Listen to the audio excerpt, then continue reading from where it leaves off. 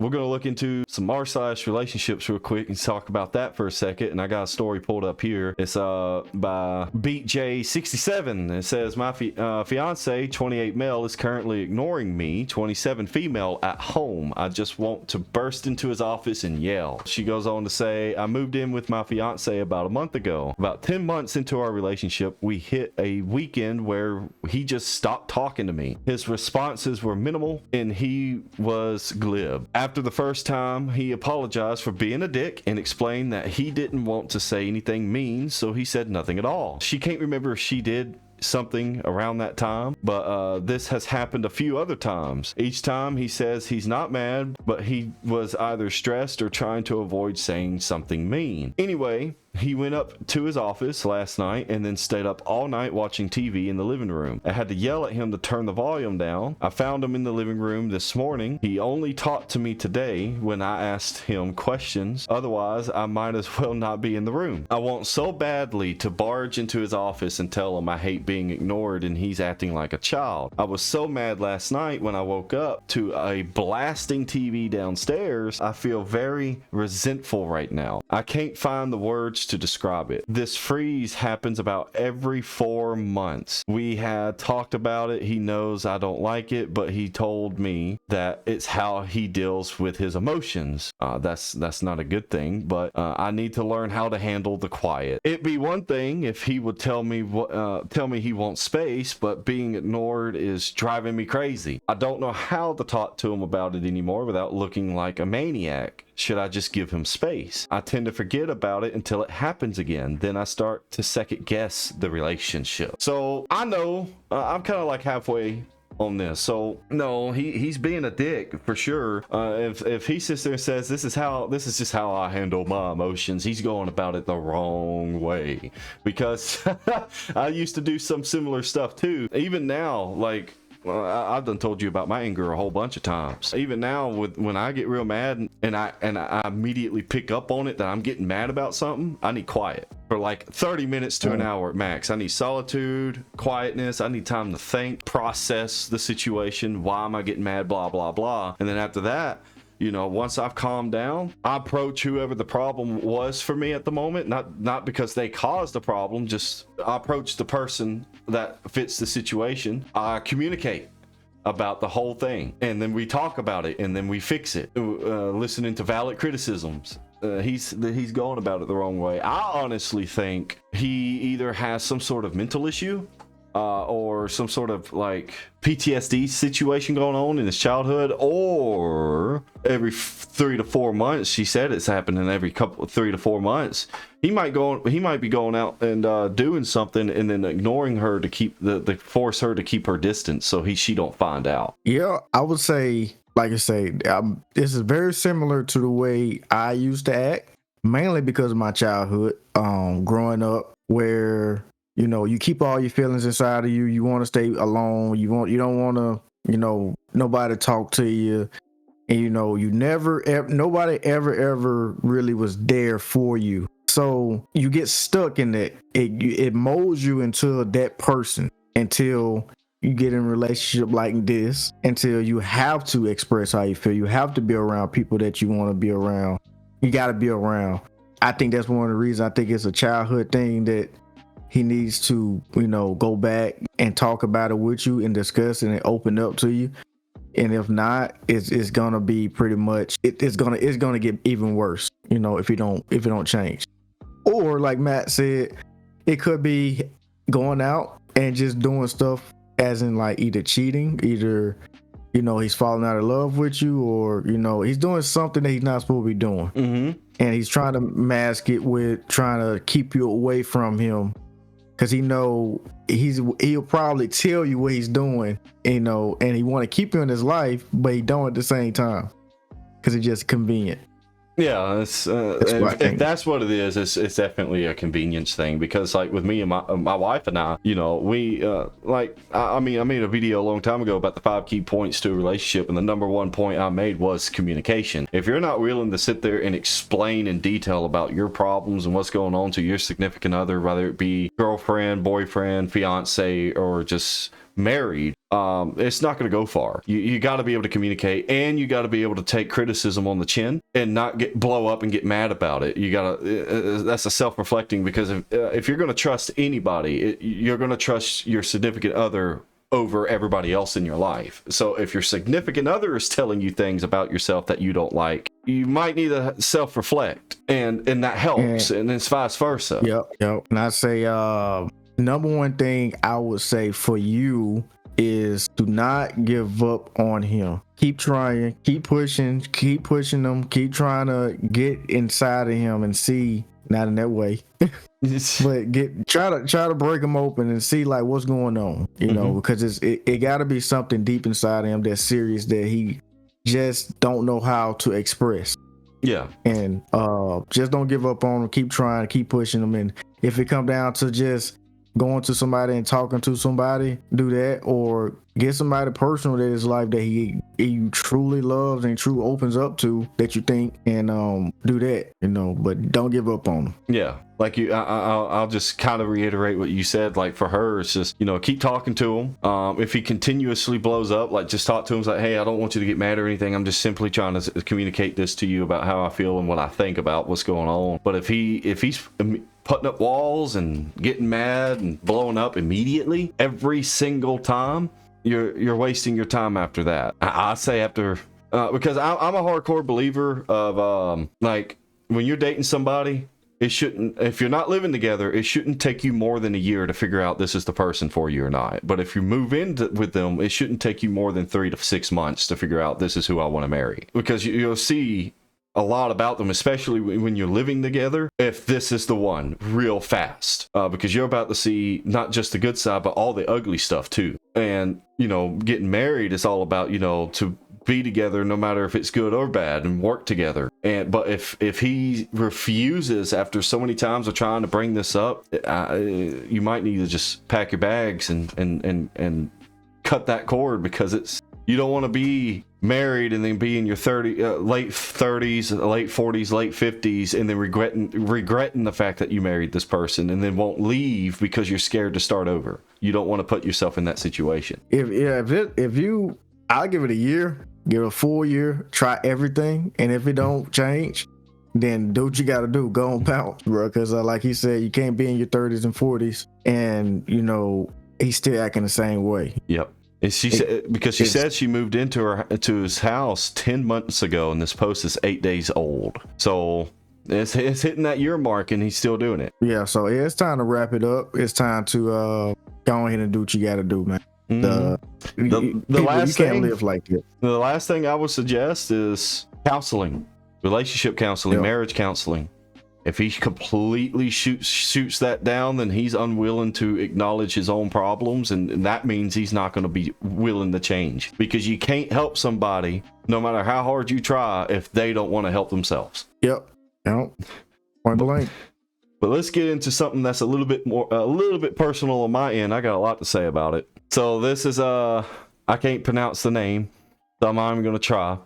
But boyfriend has been hiding his drinking. This is a throwaway post because it's such a personal issue, and I don't want it to tie it back to him. My amazing boyfriend in his late 20s and I in my early 20s have been together for over 2 years. We've lived together and spent tons of time together because we both worked from home. Since the beginning of our relationship, 3-4 times a year, he would get too drunk and become incredibly emotional and irrational. He was never aggressive, but there would be a lot of tears, argument, and confusion. Each time it happened, he promised he would fix his relationship with drinking and get help through therapy, counseling, etc. Unfortunately, he is a big procrastinator and will push off anything that doesn't have an exact due date. He pushed off and brushed off this as well, since it wasn't so often. I just let it go out of love. I had caught him once by finding a wine bottle I hadn't emptied in our first year. I also once caught him with a secret vape he quit before we met. We discussed this each time and agreed to be honest. We agreed to not drink by ourselves and not drink on weekdays. Yesterday, I found out that for the last 8 months, he has been drinking behind my back and not telling me. In the last 2, it has become throughout the workday, starting at 7 a.m. up to 3 bottles of liquor a week. When I found out, I immediately convinced him to check into inpatient. He is there now. We live together. I just always trusted him so much, so blindly. I never would have even suspected anything. I'm just so devastated. I know I will never trust him again, and I plan to support him as a friend through this, but I know I need to take a step back from our relationship. But knowing the entire life we built together of shared goals, trips, weekly receipts is gone forever shatters me. I have a lot of friends around and a great support system holding me up, but I can't eat or sleep. I am relaying on the idea that there's a version of me in the future that is healed from this. I've also made a therapy appointment for today. Has anyone been through anything like this? I'm still so in shock, and even with my friends, great support, I feel so alone and lost. I have a lot to say about it because I've been in this exact same situation with Shay just recently. Honestly, I can't respond to her directly unless I'm talking about myself, because again, I've done this myself. So in the beginning, when Shade and I first got together 6 years ago, I moved out of my parents' house and we moved in together at my friend's house. That was the first time in my life I felt liberated, and I was shit-faced drunk for like 2 to 3 weeks straight, and she was too. But as the relationship went on and years later, she decided to completely stop the drinking and I didn't, and it got to the point where I was just drinking like every other weekend like I do now. I mean, it never got out of control, it never got bad or anything like that. The thing is that's similar to this is that she has a lot of, what's the word I'm looking for, that's I'm going to say PTSD, because she is diagnosed with PTSD from her parents. Her mother was an extremely horrible alcoholic, and it went with her into our relationship. So she told me that every time she saw me drink or knew that I had been drinking, she felt disgusted. She didn't like looking at me. She didn't want to be around me, and so on and so forth. And we had many a conversation about the situation, explained to her, like, I know your mom was like this and that, but I'm an adult, and if I want to have a drink, I shouldn't have to like walk on eggshells or ask or anything like that to get a drink. I'm an adult. I have that right to make that decision. But I was also being understanding towards her, and I was telling her that, I'm not your mama, and I don't act like anything that she did. Eventually it got to the point where, and this is where it gets similar to this, and it sounds like to me she did the same thing, where Shay just told me that I'm not allowed to drink anymore in a discussion type of situation. So what I decided to do is, I didn't drink anymore, not at the house, not at first. I went to my brother's house and I spent the night with him in Winsboro. I took advantage of the situation. I went and got me a half pint and I started drinking. Me and him played Xbox all night and we had a good time. And then that's when I went to the hospital about a couple of weeks later. Remember I told you about mono, and I thought I was gonna die. So I went to the hospital, and my brother came and picked me up, pick my wife up to take her to Shreveport. We got there, and I'm in the bed, and I went to sleep in the hospital bed, and then they started talking, and then my brother told her, yeah, he was drinking at my house. So when we got home, and about a day or two later, she waited for me to be fully recuperated. She brought it up, and she was real devastated and mad about it. But that didn't stop me, because at that point, she yelled at me about not drinking anymore, and I was still working out from home, and she was working out of the house. So whenever I had a day off, which I think was Mondays and Tuesdays, I didn't have to work. No, Sundays and Mondays I didn't have to work, and she was at work, I would go down to the gas station, buy me a half pint and drink anyway as soon as I drop her off from work. And so that way the half pint's out of my system by the time she gets home, and she won't notice. And that worked for like 3-4 months. It worked. Okay. And then afterward, I got a little bold, and I stopped at the gas station after I took her to work, and I got me a full pint, thinking, okay, it would still be out of my system by the time she got home. No, when I drank, I sweated off, and I sweated bad. I went and picked her up, and she noticed immediately, and we got into a big argument about it after that night, because I went and slept in my truck after that, in my car. I came home and I talked to her, and we had a long conversation about it, and I just, I told her, look, I'll completely stop, but I still feel like I shouldn't have to. And she's like, no, I understand. She was telling me to stop, and it made me feel like I was a child, and my mother was telling me I couldn't do this and that. Eventually, we finally came to an agreement, and she's gotten a whole lot better about it. She's completely taken it out. Like, she doesn't get disgusted or anything like that when I'm doing it, and we can still talk and laugh. And I still do it like every couple of weeks, sometimes once a month, and it's gotten healed. But it sounds like to me that I'm not saying it's similar, 100% similar, but she might be trying to tell him as an adult that, no, you can't do this. And he's feeling like, well, I'm a grown ass man, I should be able to do it.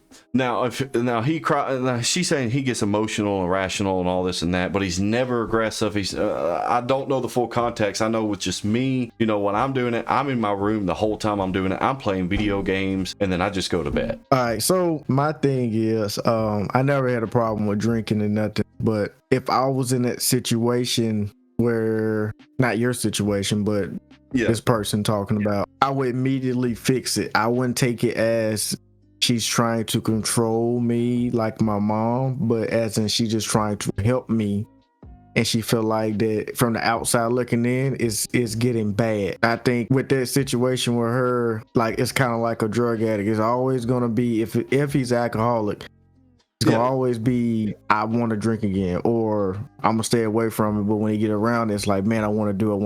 Eventually it's gonna go back to it. I know people that went to rehab that, just used to be alcoholics and now back drinking again and doing the same exact thing.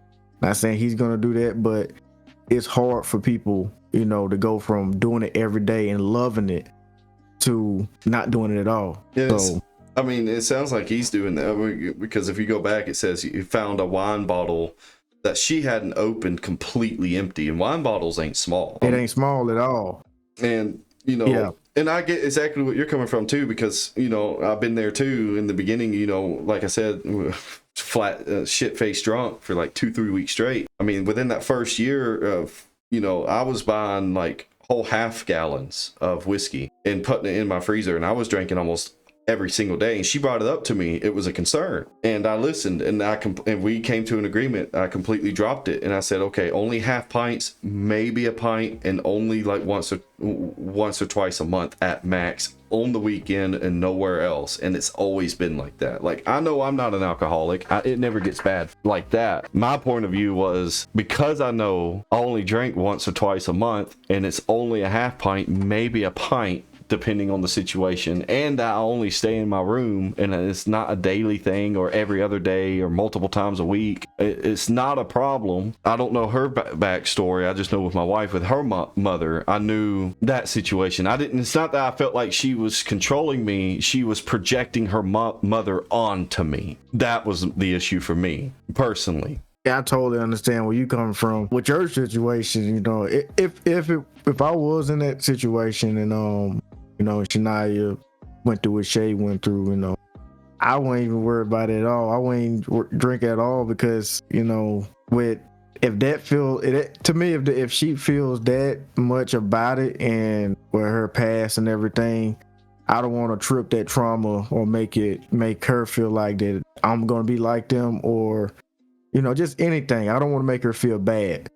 So, I'll completely let it go. It's not that bad, but yeah, like I said, the other person's situation, man, they gonna be fighting for the rest of their life. So it's up to you to feel like, do you want to deal with it? Me personally, if my wife was secretly drinking and constantly doing the same exact thing, I don't think I will be able to be with that person, because I don't want to keep dealing with constantly lying about this, lying about them, finding wine bottles here, wine bottles there, and in and out of rehab. Because I just know a person recently that took a person back for the same exact situation, except it was drugs. They went from 6 months clean and then right back secretly doing it, and they end up getting caught. And then eventually that led to being very abusive because they was on drugs and alcohol. Yeah. So remove myself from that situation. Oh, you know, 100%. No, I agree. But people can heal too. Like from my side of things, like with my wife, I mean, she eventually healed from it, from the trauma. Yeah. And the thing is if you're going to drink, you have to treat it with respect. Yeah. If you can't, bringing the bottle in there too. Yeah. He brought the whole bottle in there too. He's like, no, man, you got to treat it with respect. The Bible. With the Bible, you know what I mean? The Bible too, like if they're godly, you know, people and Christians, and it says in the Bible, it's okay to drink. It's just don't idolize it. Don't get drunk, you know, stupid drunk that you can't be able to function. Yeah. It's okay. You know, of course, you know, it's taking a little life off your body, but of course everybody want to have a good time and mellow out a little bit, but you know, take a look at the Bible, you know, whip out the Bible, maybe that would show him and help him, you know, with what's going on if he's a Christian guy and everything. It's all about respecting the substance and not taking advantage of it. And it sounds like to me, from going over the story again while you were speaking, I was listening, it's just that this has been brought up many a times from what I'm seeing. And he says he's going to do something like go into this place to get help, but then not doing it because he wants to focus more on his drinking than actually getting help. I don't know. Like, he's in this place right now, according to OP. If he comes back and he falls right back into it, you might need to leave at that point. Yep.